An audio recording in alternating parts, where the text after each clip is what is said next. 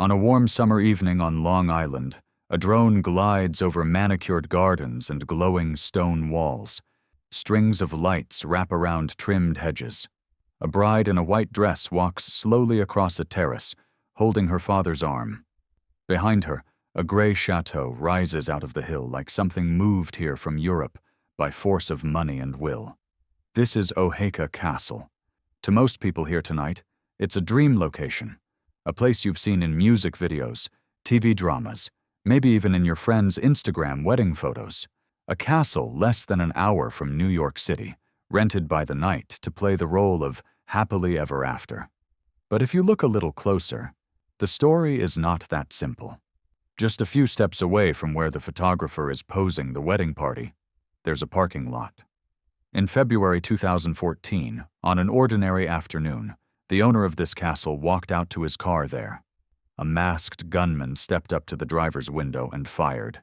The bullet hit him in the head. Somehow, he survived. The shooter was never officially brought to justice, and the questions around that attack still hang over this place like fog. Fast forward again, this time to the balance sheet.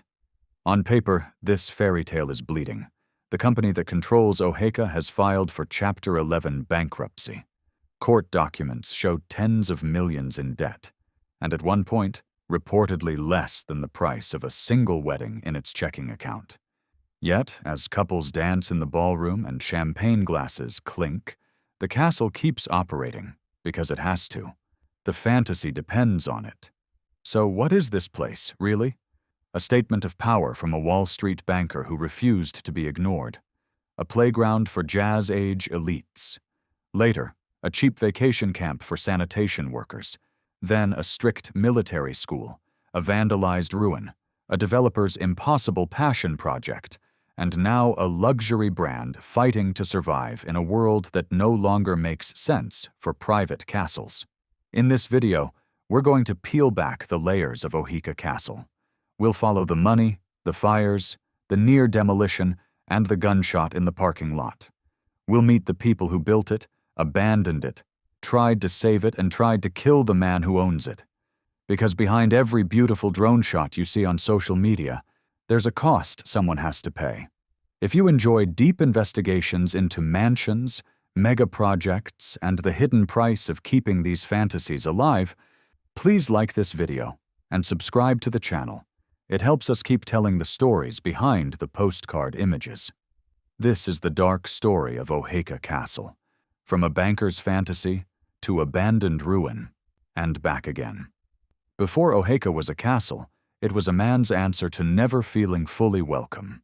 Otto Kahn was not born into the American aristocracy. He was born in 1867 in Germany, into a Jewish family that valued discipline, education, and ambition. As a young man, he worked in banking, in London, then crossed the Atlantic and rose through the powerful firm Kuhn, Loeb, and Compuron, becoming one of the most important financiers on Wall Street. By the early 1900s, Kahn was rich even by Gilded Age standards. Railroads, utilities, industrial deals, his fingerprints were on the money that shaped modern America. He was the kind of man whose decisions could move markets, whose name mattered in New York and beyond. But money doesn't erase prejudice. In the polite but cruel world of early 20th century high society, Kahn still hit invisible walls. Some of the most prestigious clubs and golf courses quietly shut their doors to him. They didn't need to write it down. Everyone understood the coded language. He was wealthy, brilliant, charming, and Jewish. That was enough for some doors to stay closed. Kahn didn't respond by begging for a seat at their table. He decided to build his own table. Before Oheka, he tried the country estate life in New Jersey. That home, Cedar Court, was large and impressive. But in 1905, it burned down. Almost everything was destroyed. For a man who lived in a world of financial risk, losing his home to fire was a different kind of shock. Physical, personal, humiliating. He took it as a lesson.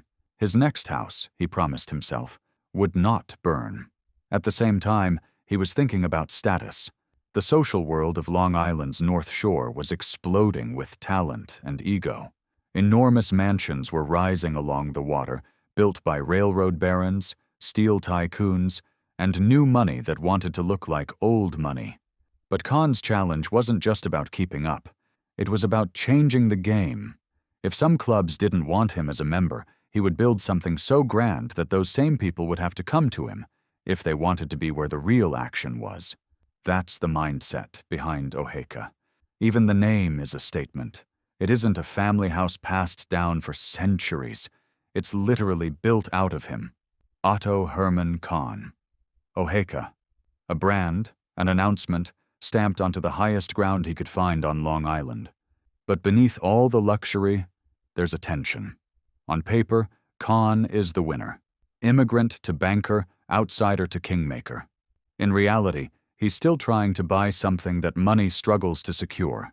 True acceptance.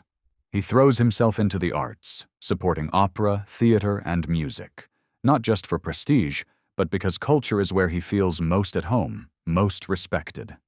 Oheka becomes the physical form of that desire. It's not just a place to sleep, it's a symbol. When guests come up the long drive and see the chateau on the hill, they're not just seeing a house, they're seeing a man's demand to be seen, on his own terms. That's important for the rest of this story, because once you understand why Oheka was built, not just how, you start to see why people keep trying to save it, even when the numbers don't make sense. This is not just a building. It's a reaction to fire, to exclusion, to the fear of being forgotten. And like a lot of grand reactions in American history, it comes with a price tag that only grows over time. If you stand on the terraces of Oheka Castle today and look out, it feels like the world was arranged to give this house a view. The lawns roll outward. The long, reflecting pools pull your eye toward the horizon. It's easy to assume nature did most of the work. It didn't. Money did. When Otto Kahn went hunting for land, he wasn't just looking for a nice property. He wanted the highest point on Long Island's North Shore. The spot he chose near Cold Spring Harbor wasn't a natural plateau. It had to be made. Before the house could rise, the hill itself had to be built. For nearly 2 years, crews reshaped the land. They moved earth, filled low areas, and constructed a man-made hill big enough to carry what would become one of the largest private homes in America. Think about that. Most people buy a lot and start building. Kahn effectively ordered a small piece of geography to be rewritten before the first stone of his house went up. On top of that new hill, he wanted something that felt like a French chateau. Formal, symmetrical, and timeless. He hired the respected New York architectural firm Delano and Aldrich, men who knew how to design for the American elite. For the grounds, he brought in the Olmsted brothers, heirs to the legacy of Frederick Law Olmsted, the man behind Central Park. These were not random picks from a phone book. This was a top-tier team, assembled to build a fantasy with as much seriousness as a bank would bring to a major railroad deal. But Kahn came to the table with one big condition. Oheka had to be as close to fireproof as possible. The memory of Cedar Court burning never left him. He had watched his first great country house go up in flames. He had seen what happens when wood and fabric meet sparks. So when it was time to design Oheka, he pushed for something unusual in a private home at that time, a structure primarily made of steel and reinforced concrete. Underneath the stucco and stone details, Oheka is a fortress, concrete floors, steel framing, fireproof doors. Even many of the interior walls are solid. Later, when vandals and arsonists would try more than 100 times to destroy it, that decision would be the difference between a ghostly ruin and total erasure. The numbers behind the build are almost absurd. Construction began around 1914 and continued through World War I.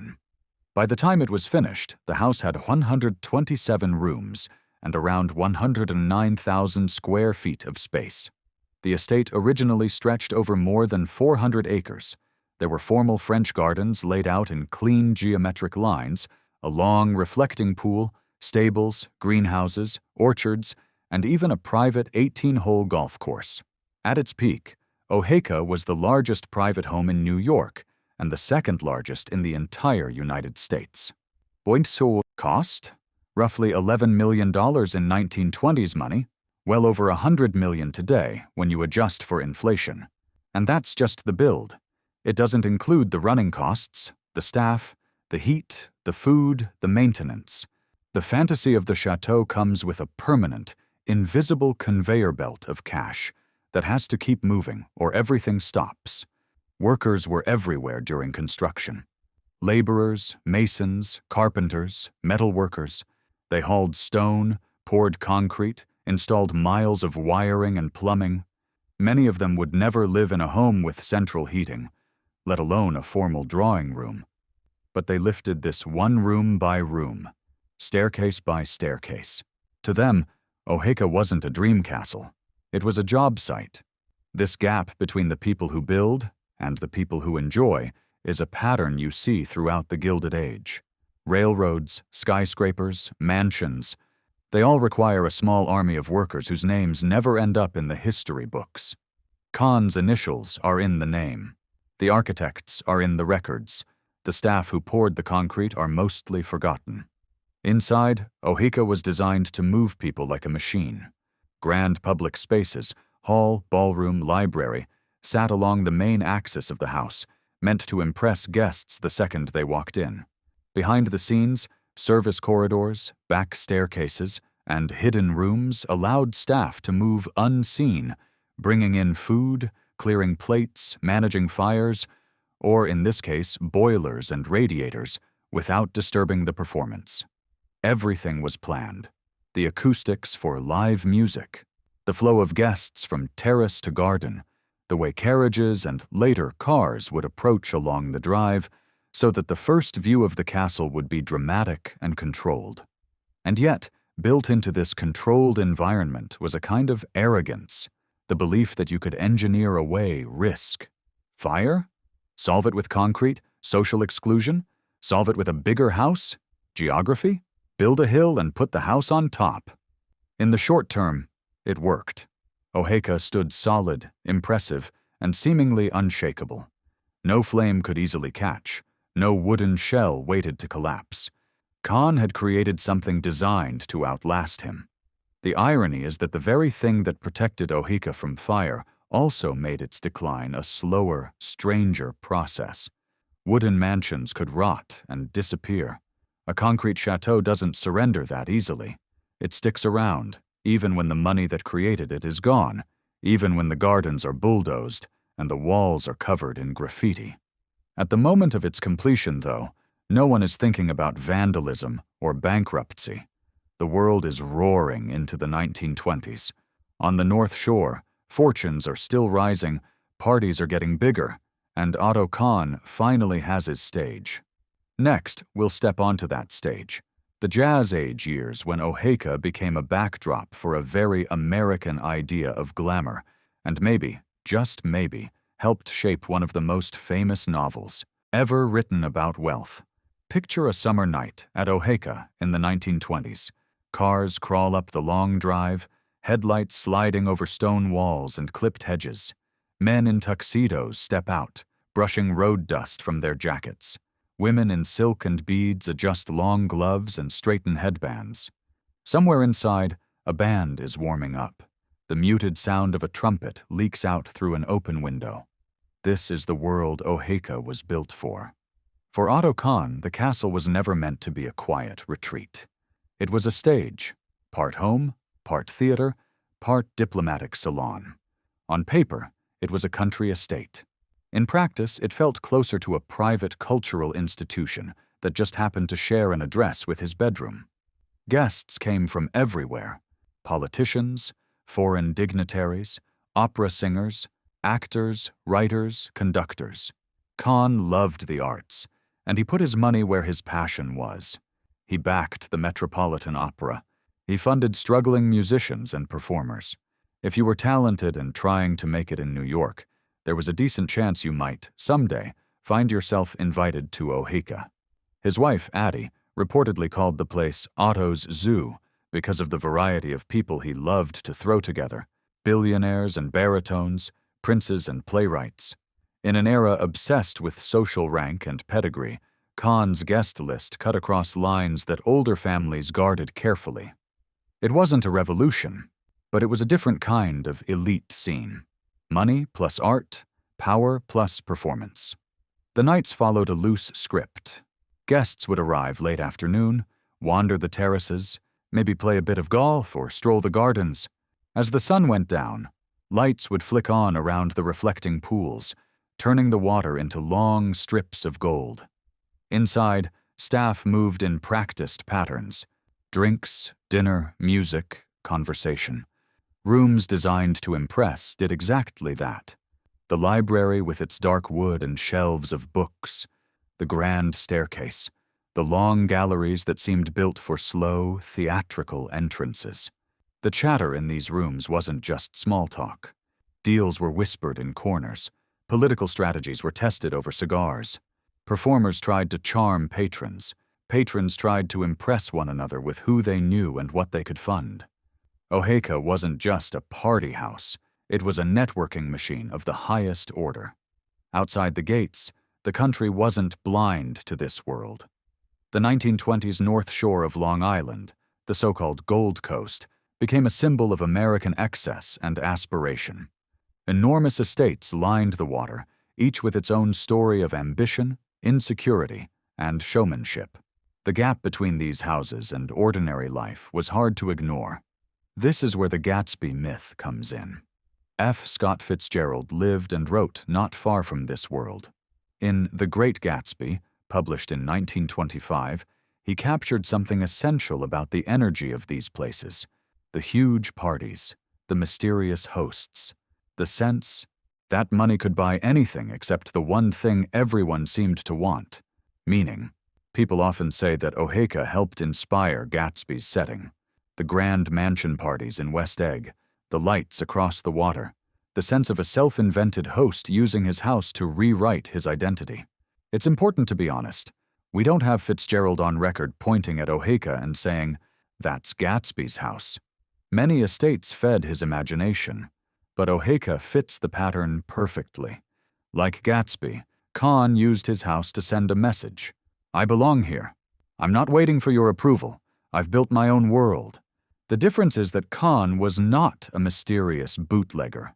He was a very public, very legitimate figure, a banker and arts patron who wrote editorials, gave speeches, and moved in powerful circles. Where Gatsby throws parties to attract one woman, Kahn throws them to build a network and a legacy. Still, when you strip away the details, the emotional core feels similar. These are men who believe a house can solve a problem in their soul. Walk through the post-midnight quiet of Oheka in its jazz age prime, and it's not hard to imagine the other side of the glamour. Guests have gone to bed or driven back to the city. Staff move silently through dim hallways, clearing glasses, straightening chairs. The band has packed up. Outside, a few lanterns still burn by the reflecting pool. The house is huge. Too huge, really, for one family. The amount of energy needed just to keep it warm, lit, and presentable is staggering. Every day, the meter runs.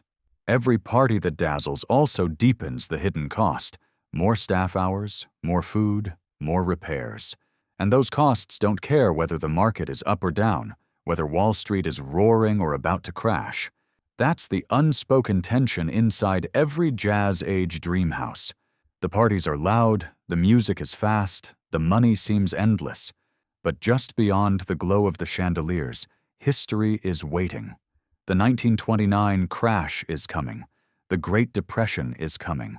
Time is coming for the Gilded Age mansions, one by one. For now, though, Oheka is at its height, filled with music, laughter, and the hum of powerful people believing the good times will last forever. They won't. Next, we'll watch what happens when the music stops, how the Depression, Kahn's death, and a changing America turned this private chateau into something its builder could never have imagined, a cut-rate vacation lodge for New York City sanitation workers. The end of Oheka's first life doesn't arrive with a dramatic fire or a sudden explosion. It arrives the way most empires end, slowly at first, then all at once. In the late 1920s, Otto Kahn was still a major figure, but even he couldn't escape gravity. The stock market crash of 1929 didn't just wipe out careless speculators. It rattled the entire financial system that men like Kahn had helped build. Philanthropy, arts funding, lavish, entertaining. These all became harder to justify in a world where breadlines were growing and unemployment was exploding.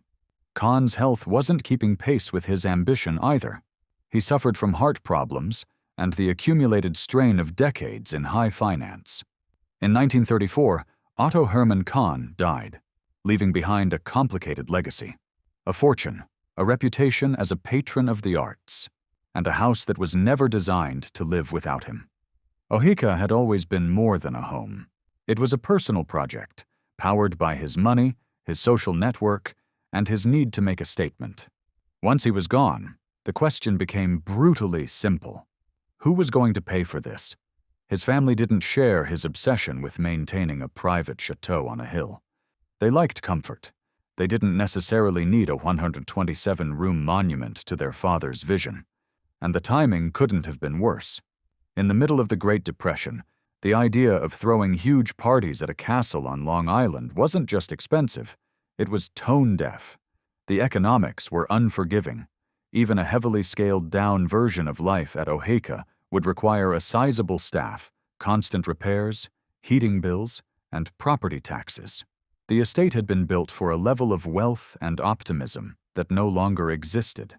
What had once been a symbol of power now looked like a financial anchor. So the family made a choice that would have shocked many of the guests who once sipped champagne in the ballroom. They sold, and not to another banker or an old money family or a foreign prince. They sold Oheka to the welfare fund of the New York City Sanitation Department for roughly $100,000, almost a rounding error compared to its original construction cost. The largest private home in New York became Sanita Lodge, a low-cost country retreat for sanitation workers and their families. Buses would pull up with city workers who spent their days collecting garbage on New York streets, now unloading into a chateau built for opera stars and politicians. To some people, this was beautiful. Otto's widow, Addie, reportedly appreciated the idea that the estate would serve working-class families, giving them access to a kind of leisure usually reserved for the elite. In a time of deep economic pain, Oheka was no longer a stage for the ultra-rich. It was a place where ordinary people could breathe clean air, see a horizon without tenements, and feel, for a few days, like they had stepped into another world. But not everyone shared that sentiment. Wealthy neighbors along Long Island's Gold Coast weren't thrilled to see busloads of city workers arriving at what had been one of the crown jewels of their social circle. The idea that garbage men and their kids were splashing in the same pools and walking the same terraces that had once hosted ambassadors and titans of finance rubbed against the class system that had built these estates in the first place. In a way, Sanita Lodge was an accidental social experiment. Take a symbol of extreme wealth, remove the billionaire, and turn it into a welfare benefit. See how people react.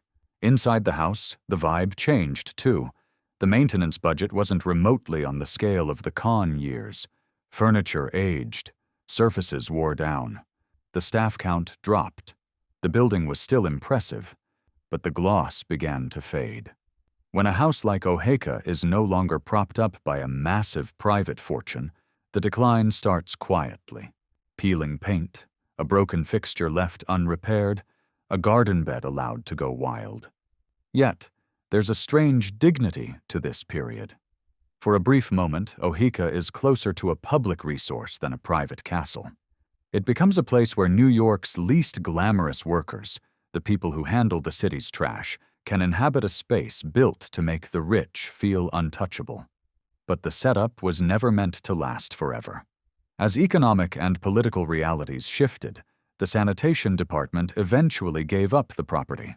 The house passed through hands and uses, slowly losing its identity as the Kahn estate. Oheka was about to enter its most violent transformation, no longer a symbol of privilege or public service, but a building pressed into the service of discipline, order, and uniforms. By the mid-20th century, Oheka was drifting. The Kahn era was over. The Sanitation chapter had faded. America had moved through the Depression, through World War II, and into a new kind of power: industrial, military, global. It was only a matter of time before the castle followed. For a while, the property was used in practical, unglamorous ways: training grounds, government-linked uses tied to wartime needs. The house that once hosted opera stars now saw uniforms and drills. The exact details of every in-between year can get fuzzy in the historical record, but the overall direction is clear. Oheka was becoming less a home, more a facility. The turning point came in 1948, when Oheka was sold to the Eastern Military Academy. If you were a young cadet arriving that year, you probably didn't see a fallen Gilded Age masterpiece. You saw a giant, slightly worn castle that your school told you was going to turn you into a disciplined young man. The drive up the hill, the looming stone facade, the massive front door. These were no longer about impressing dinner guests. They were about creating a sense of authority. The military academy didn't need 400 acres of gardens, orchards, and golf course. A lot of that had already been sold off, carved into pieces for other uses: country clubs, residential streets, private parcels. By the time Eastern Military Academy really got going, Oheka's once massive footprint had shrunk to a fraction of its original size. What they did keep, they reshaped. Where the Olmsted-designed gardens once traced out precise geometric lines, new priorities took over. Portions of the grounds were bulldozed or flattened for athletic fields, drill spaces, and practical outdoor areas. The long, romantic axis from chateau to reflecting pools was no longer the main selling point. The school needed places to run laps, march in formation, and hold physical training. Inside, the changes cut even deeper. Grand bedrooms that had hosted VIPs were sliced up and turned into cadet barracks. Partition walls went up. Original decorative details were covered, altered, or removed to make the spaces more efficient. The ballroom, once a glittering stage for Kahn's parties, became a gym or multi-purpose hall. Basketballs where there had once been orchestras, roll call where there had once been toasts. From the academy's point of view, it made sense. They had a big shell of a building, and a lot of teenage boys to house, train, and educate. The goal was to produce disciplined, orderly students, not to preserve Gilded Age decor. But every practical choice carved away a little more of Oheka's original identity. Think about what this meant for the building's mood. Under Kahn, Oheka was a place of performance and persuasion, convincing guests that he belonged at the top of American society. Under the sanitation workers, it was briefly a place of rest and relief. Under Eastern Military Academy, it became a place of rules, wake-up calls, inspections, marching, demerits. The hidden service corridors and back staircases that once let staff move invisibly now echoed with boot steps and shouted orders. The staff who remained, cooks, cleaners, maintenance workers, were no longer supporting a family's fantasy, but an institution's routine. And the building itself? It was aging. Concrete and steel don't burn easily, but they do crack, rust, and leak. Roofs needed repairs. Mechanical systems grew outdated. Heating a structure of that size was brutally expensive. A private fortune had once absorbed those costs as the price of status. A military academy had to meet them with tuition payments and tight budgets. Over time, the gap between what the building needed and what the school could afford widened. Corners were cut. Non-essential repairs got postponed. The look of the place drifted from grand old estate toward former mansion converted into a slightly crumbling school. For the cadets who passed through its halls in the 1950s, 60s, and 70s, Oheka was their normal. Mess hall, dorm, assembly, drills. They probably didn't think much about Otto Kahn or jazz age parties. To them, The castle wasn't a dream or a ruin. It was just where they had to be at 6 in the morning. But from a longer distance, you can see the cracks forming. Not just in the walls, but in the finances. Enrollment pressures, rising costs, and a building that demanded constant attention all pushed Eastern Military Academy toward a breaking point. By the late 1970s, the institution was in serious trouble. The money wasn't adding up, and the giant house on the hill was beginning to look more like a liability than an asset.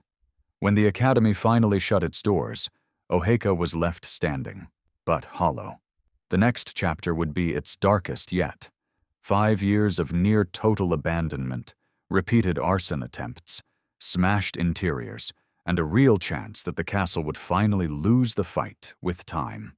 When Eastern Military Academy closed in the late 1970s, the students left, the staff left, and eventually the last official caretakers walked away. The building stayed. Imagine the silence that followed.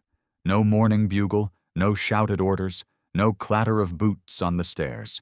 Just wind leaking through cracks, rain tapping on broken shingles, and the low creak of a structure that was built to be full, now standing almost empty. For a few years after the academy shut down, Oheka entered a kind of legal and physical limbo. It still existed on paper, deeds, tax rolls, loans, but in reality, it was becoming what real estate people politely call distressed. Doors stopped locking properly. Windows broke and weren't replaced. Roof leaks went from a nuisance to a serious threat. With no real money going into maintenance, the entire building started sliding toward collapse. And then came the fires. An abandoned castle on a hill is a magnet. For curiosity, for vandalism, and for worse. Local kids, bored teenagers, urban explorers, and people up to no good all found their way through gaps in fences and unlocked doors. Once inside, they discovered a maze of dark hallways, peeling paint, and leftover furniture. Perfect, in their minds, for parties, dares, and destruction. Over the next several years, Oheka was hit with more than 100 reported arson attempts. People set small fires in rooms, in corridors, in empty spaces, sometimes just to watch them burn. In a wooden mansion, even one of those could have been enough to bring the whole structure down in a single night. Here, the concrete did its job. Flames scorched walls, blackened ceilings, and shattered windows, but the core of the building refused to catch. From a preservation point of view, that was a blessing. From the inside, it didn't feel like one. Smoke damage spread. Decorative plaster fell away in chunks. Original woodwork charred and cracked. Every small fire left another scar, another layer of filth on a house that had once been careful about every detail. Vandalism filled in the gaps between arson attempts. Windows were smashed out one by one. Banisters were broken. Doors kicked in. Anything loose and interesting, fixtures, hardware, bits of decorative metal, was ripped out and either stolen or thrown aside. Graffiti spread across surfaces where, decades earlier, Kahn's guests had admired paintings and tapestries. Some of the tags stayed for years, layer on layer of names and slogans, like scars on skin. Nature joined the attack. Without climate control or repairs, water seeped in around window frames and under roof lines. Freeze-thaw cycles did their damage. Plaster absorbed moisture and sagged. In some rooms, plants began to grow through cracks and gaps. Birds nested in high corners. Small animals found entry points and made themselves at home. When you look at photos of Oheka from this time, it barely seems related to the wedding venue and film location people know today. Staircases lead up into darkness. Floors are covered in debris. Hallways look like something from a horror movie set. Except this wasn't a movie. This was what happened when a grand house lost all protection. On the outside, the land shrank even more. Remember, Oheka had already lost most of its original 400-plus acres. As ownership shifted and financial troubles mounted, more parcels were sold off. The surrounding area filled in with regular suburban development. streets, houses, and commercial buildings. The castle on the hill was still big, but it didn't command the landscape the way it once had. Instead, it looked stranded, an oversized relic surrounded by a completely different world. By the early 1980s, Oheka's future looked bad. If you were a developer or a bank, the building was a problem. It was too big, too damaged, too expensive to repair, and sitting on land that might be more profitable if you just cleared it. Demolition was more than a rumor. It was a realistic option. Knock down the aging hulk, clear the site, and start fresh with something that actually made money. That's what happened to many of Oheka's neighbors along Long Island's old Gold Coast. Dozens of Gilded Age mansions, once symbols of a world that thought it would last forever, were bulldozed in the mid-20th century. Some became subdivisions, some became institutional campuses, some just vanished, their memory living only in old photos and street names. There was no reason to believe Oheka would be any different. In fact, its condition made it an easy target. A half-ruined concrete chateau, vandalized, fire-damaged, leaking, and surrounded by modern development? To most people looking at the numbers, the best move was to get rid of it. But there's something stubborn built into this place. The same decision that Otto Kahn made back in the 1910s, to pour his money into steel and concrete instead of wood, was still echoing decades later. The structure was battered but fundamentally solid. It hadn't burned, it hadn't collapsed. It was ugly, yes, and gutted in places, but it was still standing in a way that dared someone to try to save it. You could walk through those halls in the early 80s and see both stories at once. On one level, it was clearly a ruin, a failed dream, stripped of furniture and glamour, abused by time and people who didn't care about its past. On another level, you could still see the bones of the chateau. Grand staircases under the dust, long views from terrace to pool, a layout that still spoke the language of power and spectacle. Most people saw a teardown. One man saw an opportunity. In the next part, we'll meet Gary Melius, the local developer who looked at this wreck, ran the numbers, and decided to bet his life and fortune on bringing Oheka back from the dead. By the early 1980s, Oheka Castle was like a patient on life support that everyone had quietly given up on. It was too expensive to save, too solid to fall down on its own, and too damaged to use as is. Then a local guy walked in and said, essentially, "I'll take it." His name was Gary Melius. Melius wasn't a Wall Street titan or an old money heir. He was a Long Island developer, a man who knew construction, zoning, and how local politics really worked. Where banks and planners saw a headache, he saw, not exactly a clear plan, but something closer to an obsession. In 1984, he bought Oheka and roughly a couple dozen surrounding acres for a price that sounds insane today, around $1.5 million. At the time, that was still a significant chunk of money, but in real estate terms, it was the cost of a nice house in a good neighborhood, not a 109,000 square foot castle on a hill. Of course, what he bought wasn't a castle in any normal sense. It was a wreck. When Melius first walked the property, he wasn't touring a faded luxury hotel. He was stepping through a borderline disaster zone. There were no working systems, no electricity, no heat, barely functioning plumbing. Windows were smashed or missing entirely. Doors hung crooked or lay broken on the floor. Trash, broken furniture, and rubble-filled room after room. In some spots, trees and shrubs had literally grown inside.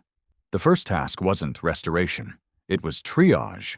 Crews had to haul out thousands of cubic yards of debris, truckloads and truckloads of garbage, ruined materials, and leftover junk from the academy and squatters. Only then could they even begin to see what was actually there. Under the soot, graffiti, and rot, the bones of Delano and Aldrich's design remained. The grand hall, the main staircases, the general layout of rooms and corridors. It was like uncovering a buried ship. But discovery is one thing. Paying for it is another. From day one, Melius was in deep. He had to keep carrying the property. Taxes, basic security, insurance, while also pouring money into stabilization. Roof sections needed repair or replacement to stop further water damage. Structural issues had to be addressed. New windows and doors had to be installed just to make the building weather-tight again. And that was before you even got to the interiors. The estimate often quoted for the restoration runs into the tens of millions. $30, $35, maybe $40 million over the years. However you slice it, this wasn't a quick flip. It was a long-term, open-ended money pit, with no guarantee that the final product would be profitable. So why do it? Part of the answer is emotional. Melius has talked over the years about Oheka, not just as a business, but as a passion. For a builder, the chance to rescue something this grand, this rare, is a once-in-a-lifetime challenge. Most developers work on strip malls, subdivisions, maybe some office buildings. Here was a chance to bring a crumbling American castle back to life. There was also a strategic angle.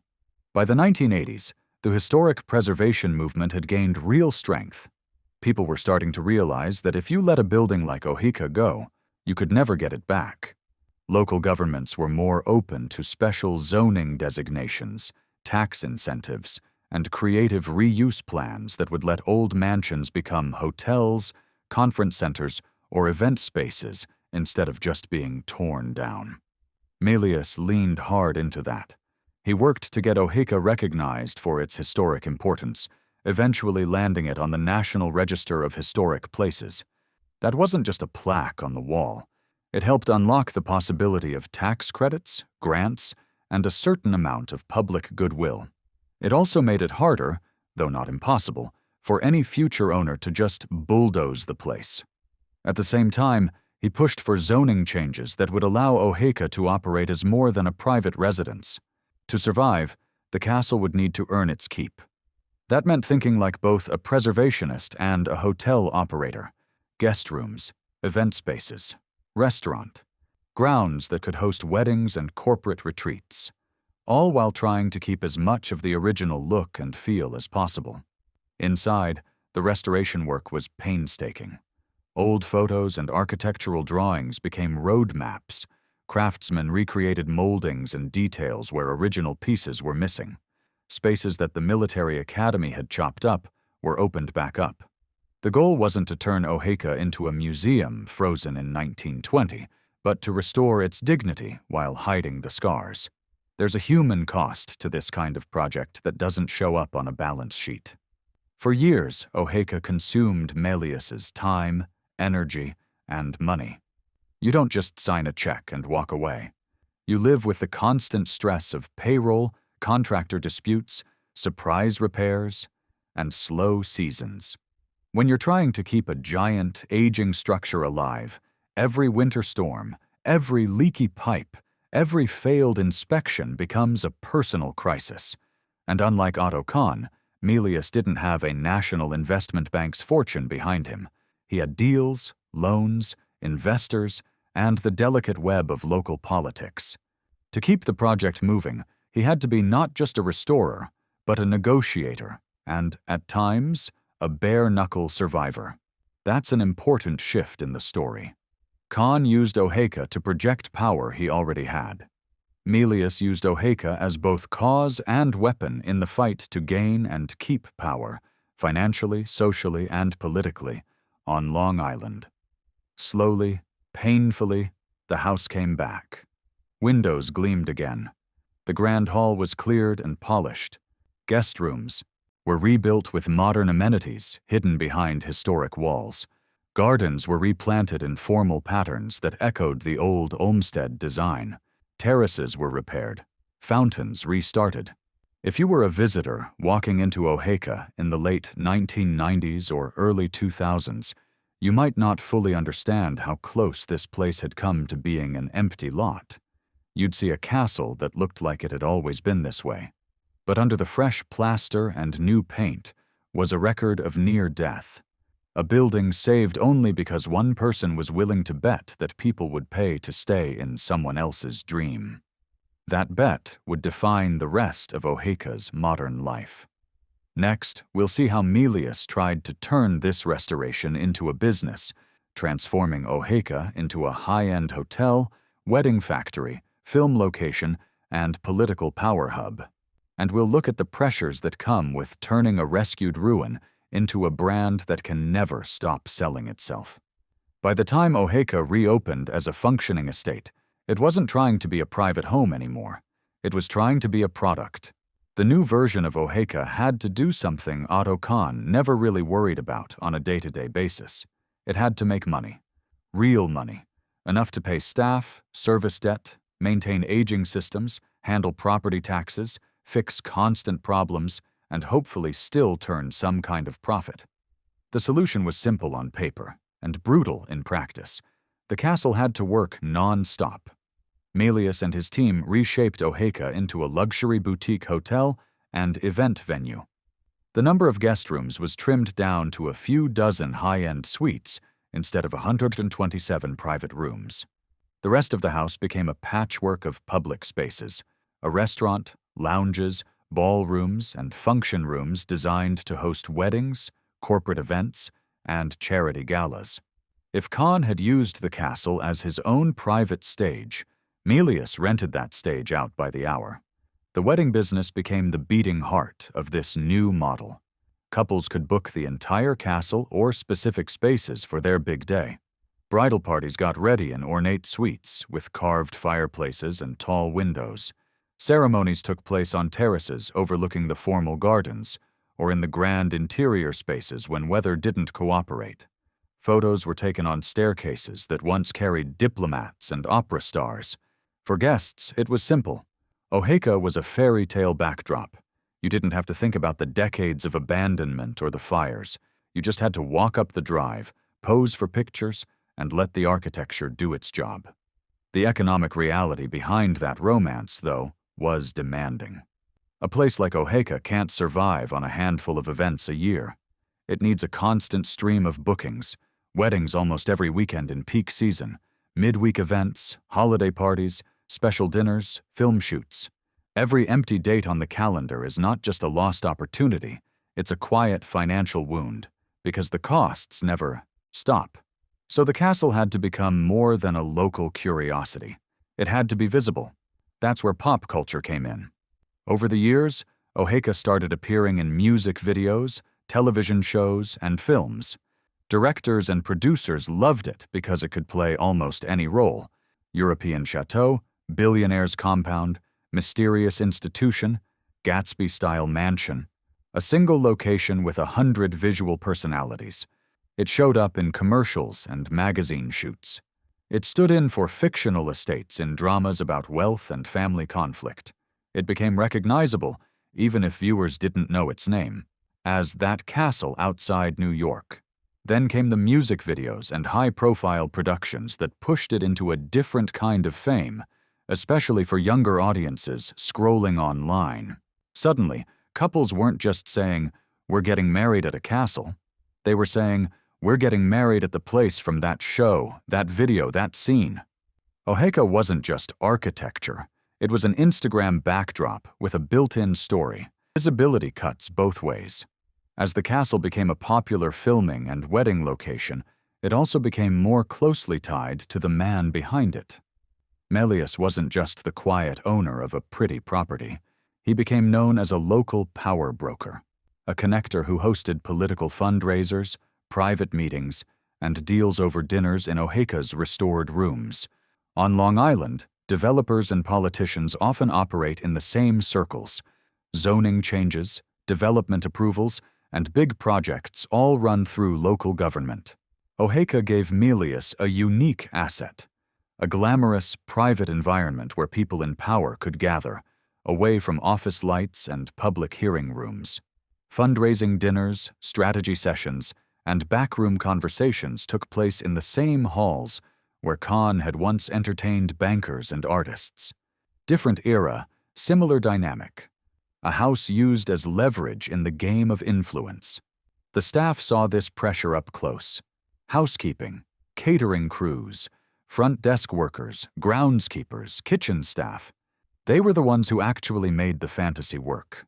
They turned over rooms at high speed, reset ballrooms between events, kept the gardens presentable, checked in guests, and handled complicated timelines where a wedding, a film crew, and a political event might all line up in the same week. For them, Oheka wasn't magic. It was labor. Long shifts, last-minute changes, demanding clients, the constant tension of trying to deliver perfection in a building that, underneath the plaster, was still nearly a century old.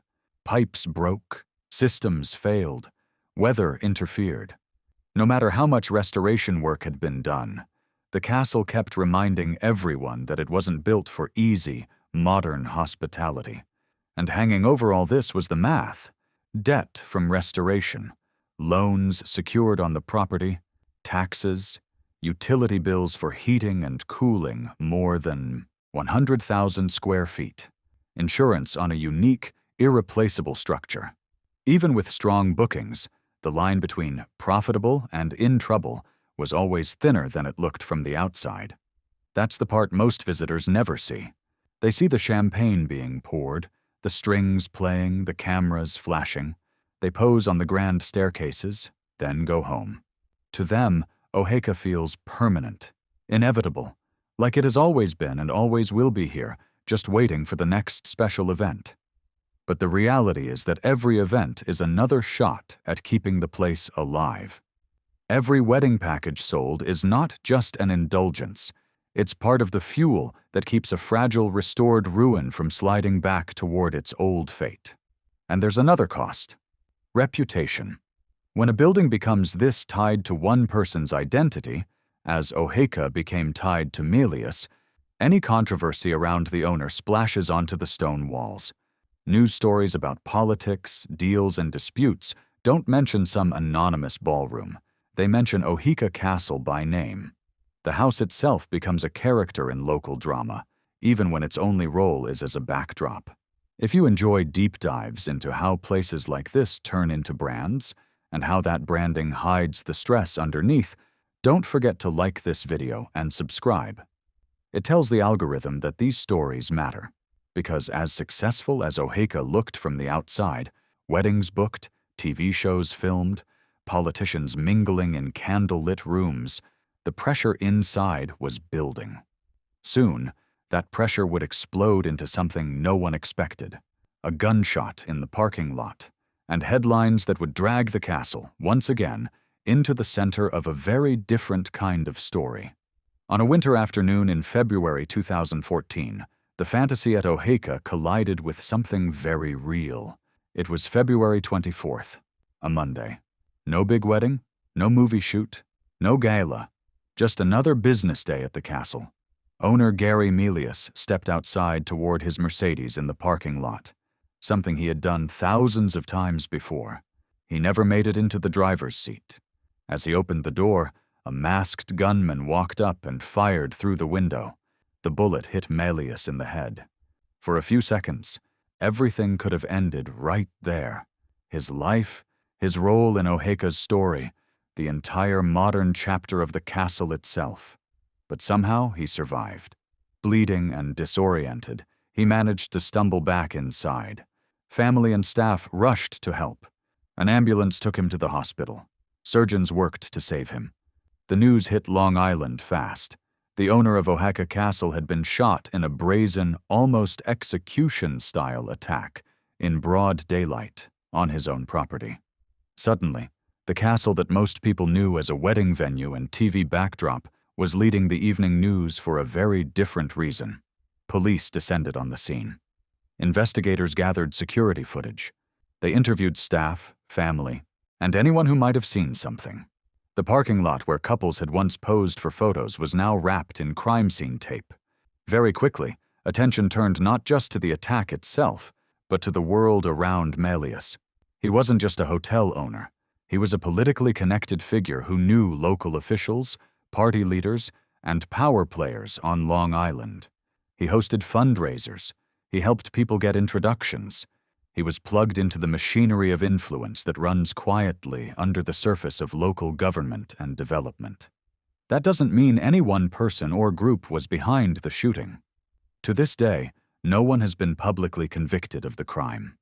Motives have been floated in media stories, business disputes, political grudges, personal conflicts, but nothing that answers the question in a clear, official way. What the attack did do was cast a long shadow. It made Oheka feel dangerous in a way it never had before. Not dangerous like an old ruin, where you might fall through the floor. Dangerous like a place where real power struggles were playing out. A place where someone thought it was worth the risk to walk up to the owner in broad daylight and pull the trigger. For Melius, the impact was personal and physical. He went through surgery, recovery, and the long process of living with the memory of almost dying in his own parking lot.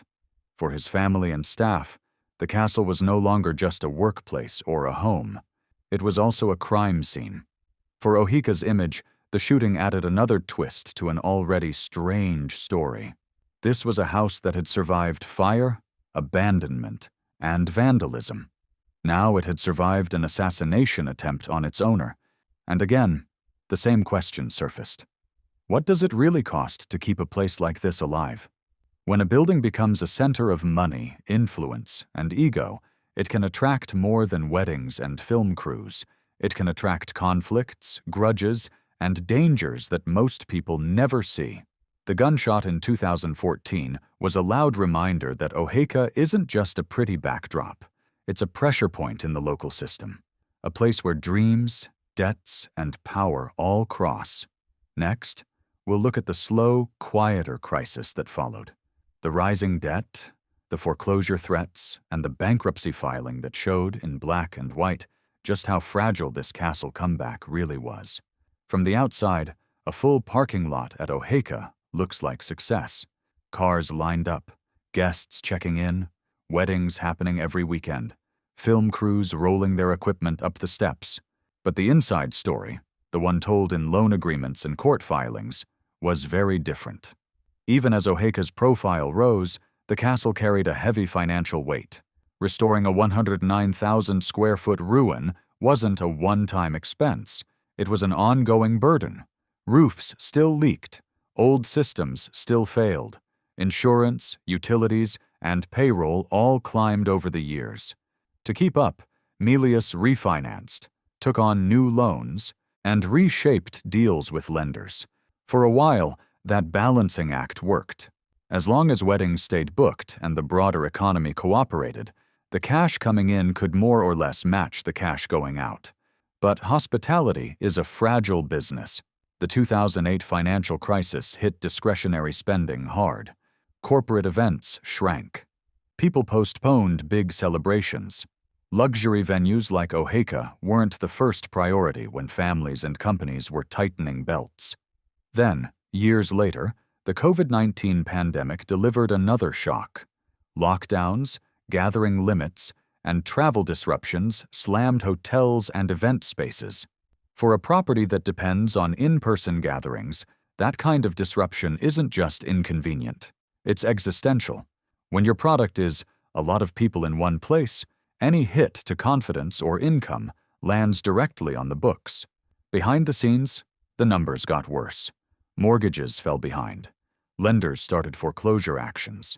Headlines popped up about the castle facing the threat of being seized and sold off to cover unpaid debt. For locals who had watched Oheka rise from ruin, it was a familiar fear. After all that work, was the castle really going to slip away to a bank? For years, it became a tug-of-war between keeping the business afloat and keeping the lender at bay. Legal filings, negotiations, postponed auctions, last-minute deals, none of that shows up in wedding photos, but it shaped the mood in the background. Staff could feel the tension. Regular guests sometimes heard rumors. The castle that had survived arson and abandonment was now fighting a quieter, paper-based battle. Then came the moment when the struggle became public in a new way, a Chapter 11 bankruptcy filing. In simple terms, Chapter 11 is a part of U.S. law that lets a struggling business say, "We can't pay everyone the way things are set up right now, but we think we can survive if we reorganize our debt." It doesn't mean the doors slam shut. It means a judge steps in, creditors line up, and the company gets a chance to restructure payments, sell assets, or change deals while continuing to operate. When the company behind Oheka went that route, court documents painted a stark picture. Tens of millions of dollars owed, more than 63 million in debts, and, at one point, less than $100 in its main checking account. On the other side of the ledger, the castle and its land were valued in the tens of millions, suggesting that on paper, the estate was worth more than what it owed. But paper value doesn't fix cash flow problems.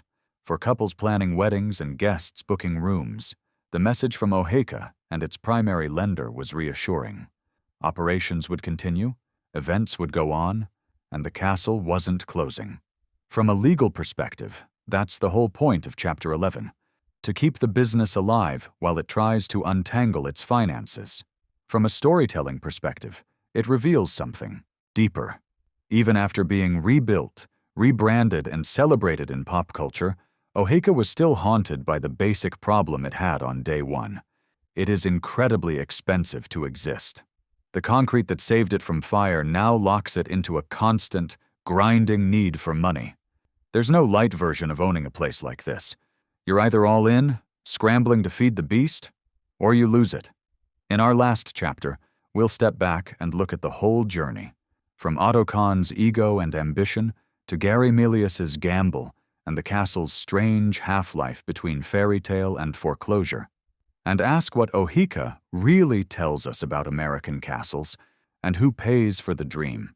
Now that we've walked through a century of parties, fires, uniforms, weddings, bullets, and bankruptcy filings, it's worth asking a simple question. What is Oheka Castle actually for? On the surface, the answer changes with each era. For Otto Kahn, Oheka was a statement, a fireproof answer to a burned New Jersey estate, a physical rejection of anti-Semitic gatekeeping, a stage where he could bring together money, art, and power on his own terms. For the sanitation workers who came in buses to Sanita Lodge, it was something else entirely, a temporary escape, a union benefit, proof that, in a strange twist of history, the people who handled the city's trash could walk through the same front door as diplomats once had. For the cadets of Eastern Military Academy, it was a tool, a place structured to teach discipline, obedience, and order. The grand staircase wasn't a symbol. It was just another way to get from dorm to mess hall. For vandals and arsonists, the abandoned chateau was a playground and a target. For Gary Melius, it became both obsession and instrument, a restoration project, a family home, a business, and a base of influence all rolled into one. For couples getting married there today, it's a backdrop, a fantasy. 30 or 40 years of financial stress and legal battles boiled down into one sentence. We're getting married at a castle. That's the surface. Underneath, there's a pattern. Oheka is a kind of machine that converts anxiety into architecture. Kahn felt the sting of exclusion and the fear of loss, of status, of property, of legacy, and turned it into steel and concrete on a man-made hill. The sanitation department turned the Depression-era panic over poverty and worker unrest into a welfare lodge. Eastern Military Academy turned Cold War-era concerns about discipline and patriotism into a regimented school within castle walls. Melius turned the fear of erasing local history and the hunger for prestige into a relentless restoration gamble. Each time, the castle is asked to solve a different problem. Acceptance, morale, discipline, money. Each time, the cost is higher than anyone wants to admit. There's the obvious financial cost. Tens of millions to build. Tens of millions more to restore, and a never-ending stream of bills just to keep the lights on and the roof from failing. Very few people or institutions in any generation can realistically afford that. There's the human cost.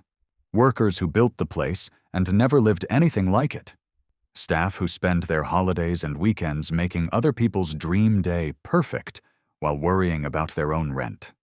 Owners who tie their identities so tightly to the building that every crisis feels personal, because it is. There's also a quieter, emotional cost for all of us. We keep coming back to places like Oheka, on tours, in books, in movies, on social media, because they let us imagine a life without limits, endless rooms, endless parties, endless views from the terrace. But the real story we've just walked through shows that there is no version of this dream without someone, somewhere, struggling to pay for it. The walls remember that struggle, even when the marketing doesn't. At the same time, it's too simple to say, these places should never have been built. Without Oheka, a lot would be lost. Architectural craft, cultural history, stories of art and philanthropy, the strange Sanita Lodge experiment, the drama of its near destruction and rebirth. The question isn't just whether it should exist. The question is what we choose to do with it now that it does. Is it a museum of excess? A functioning business? A community asset? A power symbol? The truth is that Oheka has been all of these, sometimes at the same time, and it's still not done changing.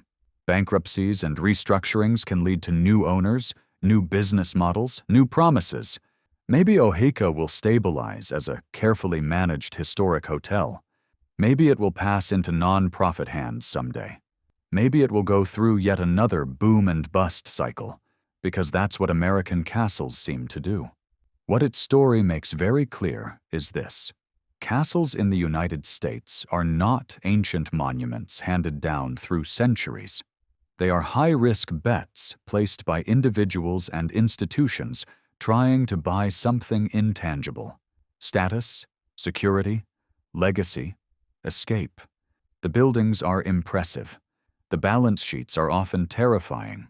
Oheka survived because concrete doesn't burn, and because, in every generation, at least one group of people decided it was worth the fight to keep it standing. Whether they were right or not depends on what you think matters more: the dream of the chateau or the strain that keeps it alive. As long as couples are willing to say, "Let's get married in a castle," and lenders are willing to sign on the dotted line, Oheka will probably keep reinventing itself. But the next time you see it in a music video, a TV show, or someone's wedding photos, remember, behind that one perfect shot is a century of anxiety, ambition, debt, and near disaster. If you like deep investigations into places like this, mansions, mega projects, and the real cost of keeping them alive, please like this video, subscribe to the channel, and tell me in the comments which estate or grand project you want to see us investigate next. Because Oheka is just one castle. There are many more stories like this, hiding behind beautiful walls,